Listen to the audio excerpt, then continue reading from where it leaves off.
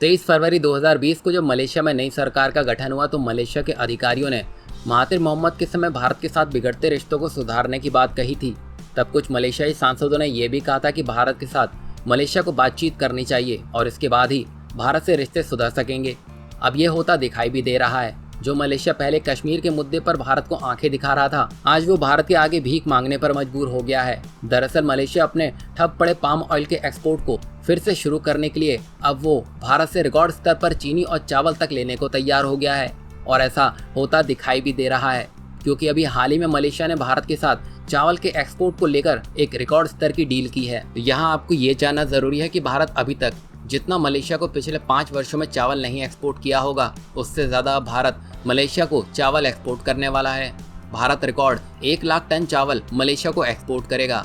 अब मलेशिया ऐसा इसलिए भी कर रहा है क्योंकि कोरोना महामारी के कारण मलेशिया की अर्थव्यवस्था ऊपर से नीचे तक हिल चुकी है और जो देश मलेशिया को पहले चावल एक्सपोर्ट कर रहे थे, उन्होंने भी अपने हाथ खड़े कर दिए हैं, जिससे मलेशिया इस संकट में बुरी तरह फंस चुका है, क्योंकि म्यांमार, वियतनाम और कंबोडिया ने मलेशिया को चावल एक्सपोर्ट करना पहले ही छोड़ दिया है। अभी यहाँ पर मलेशिया के पास कोई भी रास्ता नहीं बचा है, तभी वो भारत को मनाने की जी तोड़ कोशिश कर रहा है ताकि भारत फिर से बंद हुए पाम ऑयल के एक्सपोर्ट को फिर से शुरू कर दे। पर आपके लिए ये जानना जरूरी है कि अभी भारत ने कुछ ही दिन पहले नेपाल से 3 लाख टन से ज्यादा का रिफाइंड पाम ऑयल के आयात की मंजूरी रद्द कर दी है, यानी कि यहाँ भारत ने नेपाल के लाइसेंस को ही रद्द कर दिया है। अब मलेशिया इसका फायदा उठाते हुए भारत से फिर से संबंध सुधारना चाहता है ताकि वो इस मुश्किल घड़ी से निकल सके। तभी तो मलेशिया की नई सरकार भारत से भरपूर मात्रा में चीनी का भी आयात कर रही है ताकि भारत सरकार उसको इस मुश्किल घड़ी से निकाल सके।